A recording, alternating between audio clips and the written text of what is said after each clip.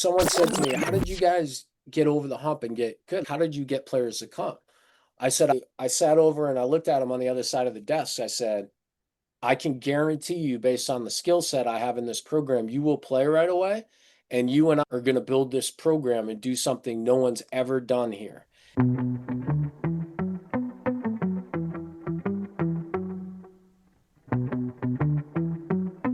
Welcome to Significant Recruiting, the podcast that helps student athletes and families take control of the college recruiting journey.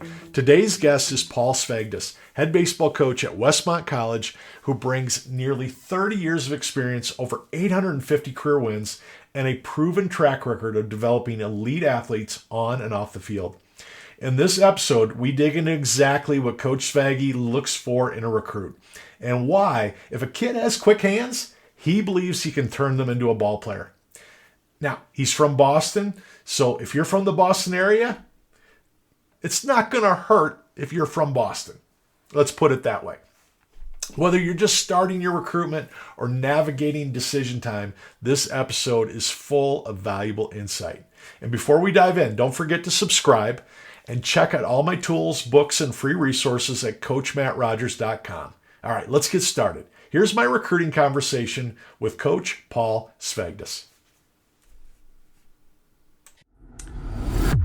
All right, Coach, let's jump into some recruiting talk. You've been doing this a long time, so I'm sure you have a system in place. I'm seeing the board behind you a little bit. I'm sure you got some recruiting stuff back there. Talk about your structure of recruiting and how you use your staff and how you guys meet and how you discuss who you're going to recruit and why you're going to recruit.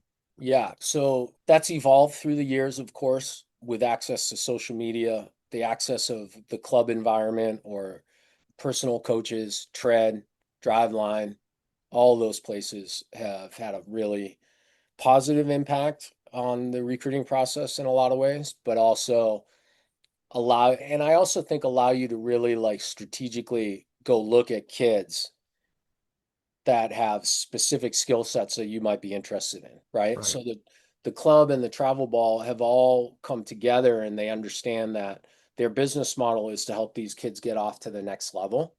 And so they're providing as much information, a lot more information than we got 10, 15 years ago, right? And especially data-driven information is huge with pitching in a lot of ways. So I think how we do it is I'm in like this staff transition here at Westmont. So how I will do it moving forward is depending on how much of my staff is back from last year, we talk about, okay, here's who we have coming back. How do we project them out to win a conference championship? That's obviously goal one. And you win in a conference championship, you go into the regional, and then we move on from there. And then the next step from there would be, okay, we know what it takes in some fashion to be a conference champion, but we want to be a regional champion, right? We need to get to carry North Carolina. What is the upgrades that we have to have? You know, do we need a higher level caliber pitcher? Do we need more pop or thump? Do we need to be more of an athletic team? I don't want to chase my tail as a recruiting coach. Like, oh, well, we didn't run last year, so now we're going to run this year. And then I'm constantly flipping my philosophy. That can be now I'm just every other year I'm doing something different. There's no continuity for the kids. Yeah. Right? In terms of what you're trying to build in them stylistically. So I think that's where we start. What do we have returning? Can we project them out? And then we start to fill in from there. I have a preference. It's a different world now with the portal. And I'm getting hammered right now with excellent looking baseball players that are in the portal and want to transfer. And I signed 20 high school kids this year from the fall. Yeah. Well, we had a senior class of 16 to 17 guys. So you have to replace those guys in a lot of fashion. Yeah. And so I thought being a new coach, I might lose some guys in the transfer portal because they might have not been happy with their playing time or whatever. And we haven't lost any. We haven't lost any. So they had a great experience. They have great teammates. We've lost a couple guys, but it was less of, I think, the playing time issue and more of just the right fit here at a place where you're financing most of your education as an athlete in a lot of ways. So did you help those kids with that transition, or did Oh, they come to you and say, "This is what I'm going to make"? they came to me. Okay. They came to me. And so I think this is the world we live in. I have some coaches that have talked to me about like the portal. If you have an athlete that wants to go in the portal, I'm like, there's no use fighting it now, in my Right. mind. Yeah. You got to be in the guy's corner and do the best you can to sell them on why our culture and this situation is going to be better for you. I think over the next couple of years, we'll see whether that culture allows us to keep more talent. Yeah. So I think that's going to be an interesting one. But What do you like? go ahead. Go ahead, coach. No, you go. You go. What do you like to carry? Oh, well, I like to carry 38 to 40 guys, and Okay. I'm in the 50 range.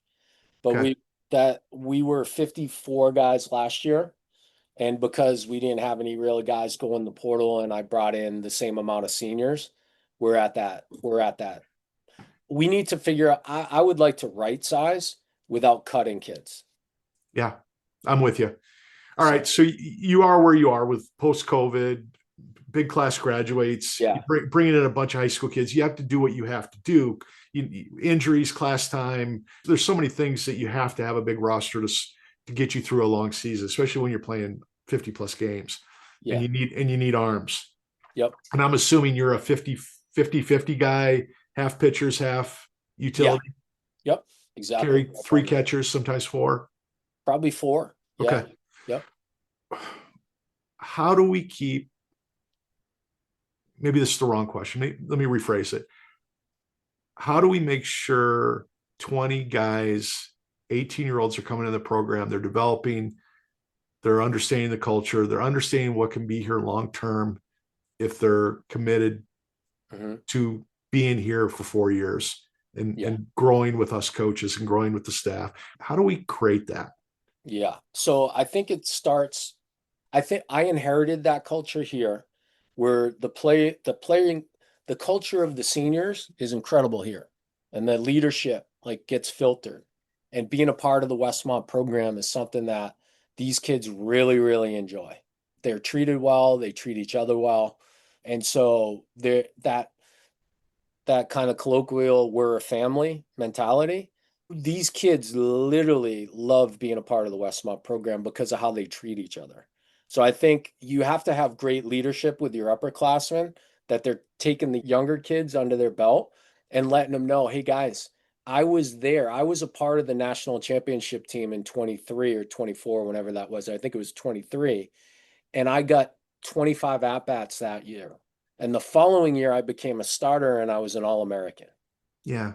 Right. And Yeah. so the younger kids can see like a history of incredible, physically talented kids that had to work their way into the system. Yeah. So that there's that. And you need the right players emotionally that can filter that into the younger kids. And then I think from a practice standpoint, we scrimmage a lot. I tell the kids, even when we have all these guys, you are going to play baseball here. And you're going to get your at bats. It might not be against Point Loma and Cal Poly Pomona, but every week you're going to get 4 to 8 at bats as a guy that's not starting at a minimum.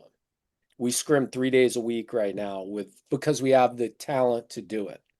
And so, and then what I'll make sure I do is, even though I think those scrimmages help our frontline guys see more pitching consistently, because the way they set us up here is we play Friday, Saturday, and then we're off basically in practicing. Baseball's meant to be played consistently, I think, see Yeah. pitching consistently.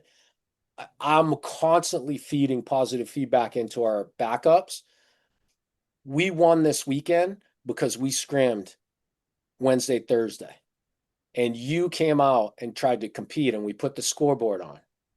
And then there's also moments where pitchers, right? We'll have pitchers that aren't seeing the field, aren't seeing the field. And it'll be like a Wednesday, and I'll be like, hey, I have this one young man in particular who's a freshman, Tatch. I'm like, Tatch, all the teams together. I'm like, you just stacked another day, kid. Like, that was a great performance. And it was against Awesome. varsity kids that are winning a lot of baseball games. And then what would happen is there would be a moment where I had an opportunity to get Tatch in a game, but he earned that opportunity. Does that make sense? Yes. And he gets in the game and he succeeds, and all the guys see it. And then on Monday, I'm like, hey guys, do you remember? It was like it just didn't happen because Tatch stacked one day. He stacked a month of pitching performances through the month of February where he never got on the field and an opportunity presented itself, and that kid was prepared. And Love then it. all of a sudden now Tatch becomes a bullpen guy for us. So I think you have to create opportunities for them to be able to not just throw bullpens, throw against great hitters. And they'll then it makes my job easier if they're getting smashed or they're walking guys. We can just have a good conversation. Hey, let's look at the numbers. Here's where you need to get to. And they're smart enough kids to get that. But I think if I'm just throwing BP every day and they're just throwing bullpens, they can't see maybe what the coach sees in their bullpen performance. So Yeah. they're batting. Everybody hits batting practice well. How are Yeah. we doing when we're facing 90 to 91? You Yeah. know, I think that's how I've tried to strategize to keep the energy level of the backups in the mix, right? Where we can then watch video. We have the 6 camera video system here, I and love it. we're coaching them up. And then the last thing I'll say on this, because I had a young man that was a senior that I played in one game. Okay. One game this year. And I decided to bring him to the regional with us because he was a senior. And we're taking BP on the day before the regional. And I know, and he knows, there's no way I'm putting him in the game this weekend. And I was still coaching his BP up, not in a hard way, like you're not performing, but there was a lot of knocks with, hey man, do you see how you stayed inside that ball well? Could you feel it off the bat? Because I tell them I'm psychologically committing to your development until you're no longer wearing one of our uniforms. Yeah. You know what I mean? And I was able to pat him on the back, and his game day was BP in the regional, Yeah. or infield, outfield, Yeah. so you just have to work harder to keep them more engaged. I'm going to speak to the parents, the moms and dads, and the high school coaches listening to this because it's so valuable. Because I deal so much with recruiting now. I'm helping so many kids get to college, and I'm telling them, you have to listen. You, it's not just about, hey, coach, do you like me and I like you? You have to listen. There's so many great coaches in the country, but there's so few that are constantly teaching like you. You got 50 plus kids, and I bet there's not a kid that walks off your field after any practice that didn't say, coach didn't make any comments to me. Coach didn't make any contact with me. It's energy if you're a coach. It doesn't matter if you're 55. It doesn't matter if you're 25. You have to give that energy to your kids, and they have to know that you're caring about them every single day, or it's real easy to go, did coach forget about me? Am I not a part of this? And Yep. that becomes a cancer for 3 other kids that aren't playing well. Absolutely. 100%. And going back to us failing as younger coaches, Yeah. I failed at that consistently in my career. Yeah. So all the players, if I had any of my players from 20 years ago or even 10 years ago saying, Yeah. hey, what's Svagdis talking about? He never engaged with me on that level. I'm like, yeah, I learned from that failure. Yeah. My job, that was wrong of me not to engage with you. If you have a uniform on and I'm telling you that's important, I got to engage with you. Does Yeah. that make sense? Yeah. And there's always that kid that's having a really bad day that's just not engaged. Yeah. They're not talking. They're not, Yeah. their heads down. They're going through the motions. And it's our responsibility as coaches to go, what's up with you? Where's the eye contact today? Right. What's going on? I'm fine, coach. No, you're not fine. We don't have to talk about it right now, but you're not going to bed and I'm not going to bed until we talk about it. Right. Yeah. Yep. It's, Absolutely. it's a part of who we are as coaches. And if we're not playing that role, we're failing the kids. So I love that about you. And I love the energy and your commitment to that, because I had one of my kids called me last night. She called in tears. They had a high school practice. Not one coach talked to her. The coach brought every kid to an individual meeting and, hey, come with me. And I'm just like, I want to strangle that coach. Yeah. You're giving that kid nothing. You're giving him one avenue to walk out that door, and it's not a good one. Even if I chewed on your butt today and because you didn't work hard or you didn't run out of a pop-up, it's because I cared about you and you know it. I didn't give up on you. Right? Yes. Yep. I love that. Yeah. All right. Talk to me about your recruiting board. You guys have your systems in place. You know what you need. You know what you need for next year and 2 years. what does that recruiting board look like when you look at your 26s? Do you got 100 kids? Do you have a 200 kids? Do you have Oof. 30 at each position you got to bring in? What does that look like? I feel like because our numbers are so big and I brought in such a big class this year in general, it's going to be a smaller pool of guys. Yeah. So, but in general, I would say like generally, if I'm thinking about a recruiting process and if I wanted to be, you asked what's my ideal number? I think I said like 38 athletes, right? So Yeah. that's what's that, like maybe 8 to 10 guys a year that I'm really sitting on. In Yeah. order to get to 8 to 10, I'm probably at three guys, 3 to 4 top guys per positional group that I'm looking to recruit. So, a lot of coaches do this in baseball, and I've started to do it as of late.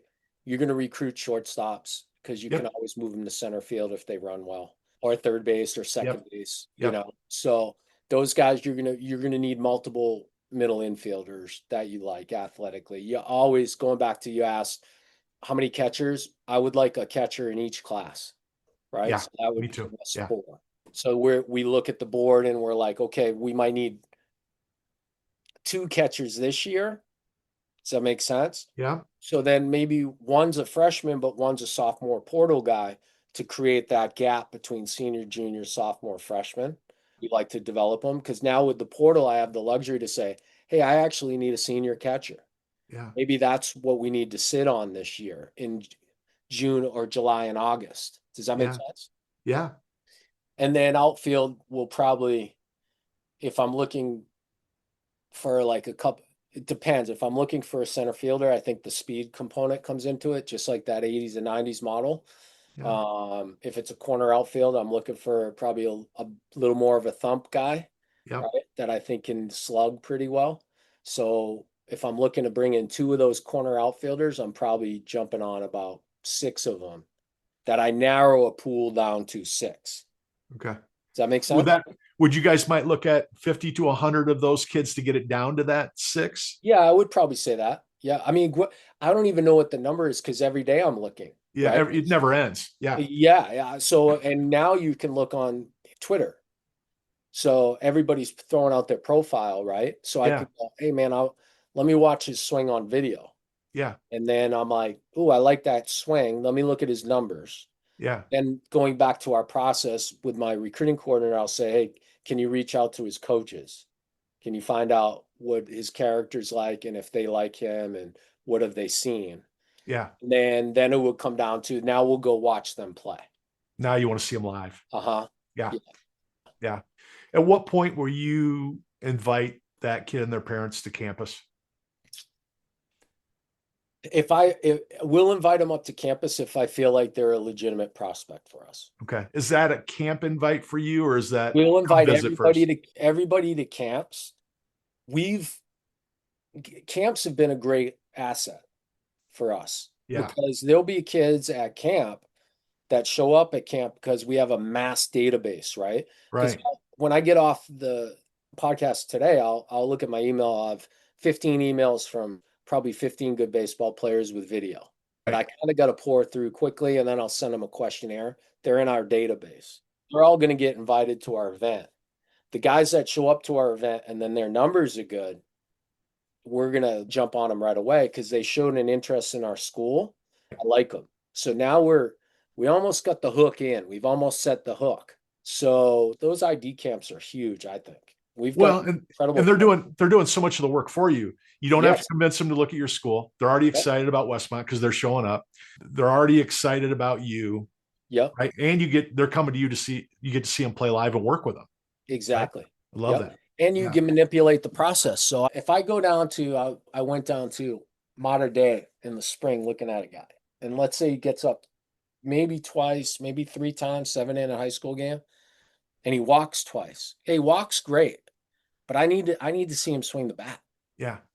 And Yeah. he's playing shortstop, and he got one play, and it was routine. Yeah. Whoa, like, man, I'd love to have you on campus and work you to a right, work you to a left, time you in a 60, take BP so I see your hands, and then give you 4 live at bats against a pitcher. And when you Yeah. walk, I go, hey, stay up again. Yeah. So I see you Yeah. swing. So Yeah. it's such an advantage for us as coaches. I love that. Yeah. All right, I'm going to speak to your heartstrings a little bit here. Sure. I'm a 16-year-old in Boston. Yeah. I'm 3,000 miles away. Yep. You're probably not coming to see me play live. Correct. What do I got to do to get your attention? Because I want to play at Westmont. I want to play for you, but I'm 3,000 miles away. Do I have to spend $1,000 to get to your camp and get a hotel room and get my dad there and mom there and rental car? No, depending, video's not ideal, but I'll use this as an example. I saw a vote on 3 swings on a video, Baseball Factory. And this was when we had the phones on our desk where you pick it up like this and dial. Right. And I saw 3 swings because it was a baseball CD-ROM. Yeah, yeah, I And I remember. said, Yeah. "Hey man, have you been offered yet?" And he's like, "No." And I go, "Okay, I'm offering you a scholarship right now." And I talked to him about Azusa and his brother. Yeah, right Three there, three swings. swings. I was like, his hands looked lightning fast. And and then another guy, Kirk Neuenhuis, who played 7 years in the bigs and played for me at Azusa and took over for me. He's the head coach at APU now. Kirk, we watched him on video. I was like, dang, that guy's got that guy's got fast hands. So we said, hey, come on. He's a Colorado kid. Come out and visit. He came out and visit, which is, he had to spend a little money on that. We, first time in Southern California, it rained for 3 days. We couldn't get him outside. Oh, So I had to offer him based on the video. So 2 video guys I offered, both big leaguers. So I'm like, maybe I'm okay on there video. was something there. Maybe Yeah, I'm all right. yeah, So I would say for the Boston kid video, and then I'll probably come out and see you because then it's an excuse for me to go to Fenway Park and yeah, visit my friends. But I absolutely. would say video if there's some coaches recs, travel ball, we try to go to as many events as we can. Some of these guys, the East Coast kids go down to Georgia a lot, right? To Yeah, East Bob and stuff. So what I would do, this is the nice part about being in a small world. If I'm not going to go there because it's not super beneficial for me to go to Georgia to think I'm going to get a kid from the East Coast to Westmont, I'm going to stay in Arizona, California for the right. most part. Yeah, But if a you got to kid, control your budget.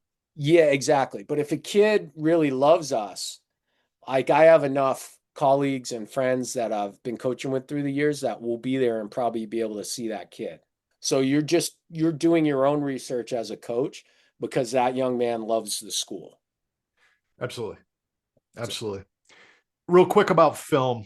and if for any Boston kids that are out there, I love Boston guys. So send me Yeah, your stuff. absolutely. I like Especially if talking you're a Red Sox fan. Bruins, Celtics, Pats.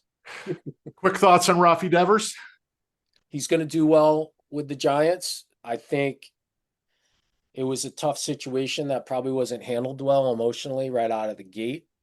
And now that I have, guys that have been up in the big league level and I've heard their stories about front office, and now I have someone in the front office or managerial, right? Yeah, You kind of go, man, maybe I better hold out judgment on how guys have handled these things. yeah. Does that It make just, sense? yes, it just breaks my heart though when I want a ball player. I want a I guy know. that says, "Put me wherever you need me, coach. No, You need me a 300 catch. million. I've never caught before, but put the gear on up. If we need a catcher, I'll catch." Right? And $300 million. I Three mean, hundred that's million what they're dollars. paying. Go play first base. If you want to know my personal opinion based on being a Red Sox fan, I'm pissed at the front office that they didn't re-sign Mookie. Oh And yeah, the reason why they didn't re-sign Mookie is because they knew they had Devers coming up and they were going to pay for him. yeah, And I'm like, okay, that's a big blunder because Mookie's one of the most well-respected people in the game of baseball, and you passed up on giving him that max contract. Man, that's bad, tough business. I wasn't yeah. excited about that. There's Anyway, there's a that's my pretty Boston side. yeah there's a pretty good all star team over the last 7 years that have left Boston. Pitchers, and you can get into the weeds there. 100%. Yeah. Well, so what's going on culturally? Yeah, You exactly. Sorry to get off anybody that's listening that's not a Major League Baseball fan, but I wanted to have that conversation too. All right, Coach, I'm going to let you go. You've been great, but I want you to give one piece of advice to families that are going through the recruiting process. What do you want them to know that can make it healthy for them to help their son get to that next level, wherever that school may be? Yeah. Again, I do I would say put,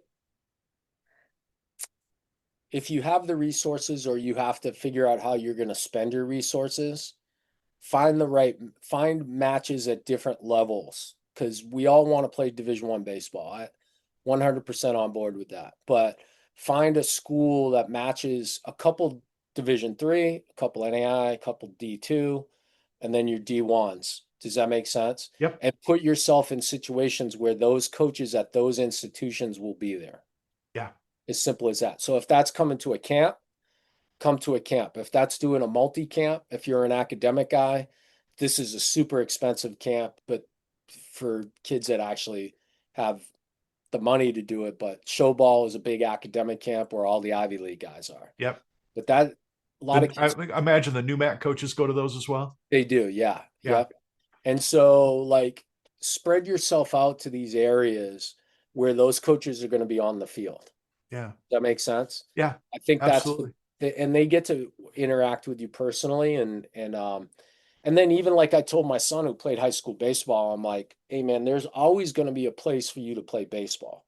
Yep. Okay. But you have to decide, is that spot location worth what you might be sacrificing in terms of your major, your desire to be in a certain area of the country? Does that Yeah. make sense? Yeah. And Playing time right away.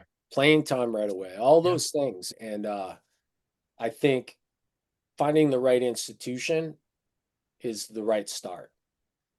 And I don't want to overwhelm you and I don't want you to have more on your plate than you guys already have. But if a kid just wants an evaluation because they don't know where they belong, they don't know where they fit, is your staff comfortable looking at a film for 3 minutes and going, hey, this is where I see you. You're not a great fit for us, but this is where I think you could play. Yeah. I always get nervous doing that because I feel like they're going to end up in the league and then crushing us. I had a guy at Pomona that I cut. This is why I stopped cutting. I kid you not, I cut. And Tell me you didn't go play for Bird. no, he went and played at Claremont McKenna. Oh, right across Arch the street. rivals. No, and I totally, it was all me being a young coach and a man, just Yep. idiot. Yep. And he goes, and sure enough, he's playing against us. And he's like, in a 3-game set, he probably had 10 hits. And I'm 25, 26 years old, and he'd bang his eighth hit, and he'd point at me in the dugout, like, hey man, you let like all in my face.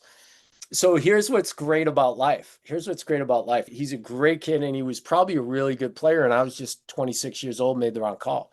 Right. One of my Pomona Pitzer kids is a lawyer now in LA. And he goes, hey, guess who I'm good friends with? And it was this young man. Okay. And I go, no way. And I'm And like, he had a Svaggy story. yeah. And I go, you got to apologize for him. Okay. Apologize to him for me. Right. I'm like 50 now. I totally messed that up. Like, and he connected me with him via text. Right. And his son plays, I think, freshman baseball, or he's got little kids. And we're all going to connect at some point and get together. It's But great. he's older now, and he saw the bigger picture, and he had a great experience at Claremont. But I have a hard time probably doing that because I think a kid, for me to say you're a Division III player and not a D2 player, I don't know if I can say that or not, because there's plenty of guys playing for Burns over Yeah. at Vern that could start for me. Yeah. Does that make sense? Yeah, absolutely. And I think it's in baseball than more than any other sport. Right. I think 99% of the volleyball players that play Division III, they couldn't even hold a minute on the court for Division I. That's basketball. right. There's so few kids that play Division III basketball that can play the Division II, let alone Division I. But I think baseball, we're seeing more and more of it where it's just about the evaluation of that coach. Correct. I was a kid. I don't follow Division I, but my son was telling me the shortstop from Arkansas. Yeah. Right. Was he a Sac State kid? I think so. Yeah. Yeah. Okay. So here's my question. He was just named the Spikes Award winner, the best player in college baseball, hit 20 something jacks. Okay. So Sac State was the only coach that identified that kid. Yeah. So that goes back to, we misidentify kids so much in the game of baseball. Yeah. That I think it would be hard for me to sit back and go, hey, this would be a good spot for you. Here's the advice. I would tell guys, hey man, if find the school that fits your style of play. If you're a Yes. burner and a hit for average guy, like going back to you must know Scott Winterburn at Laverne. Yep. Yeah. Burn Okay, our close. Yep. so they do an incredible, you can't strike them out. They know how to hit the ball the other way. They know how to execute and they know how to play great baseball, great Yep. style of baseball. Yep.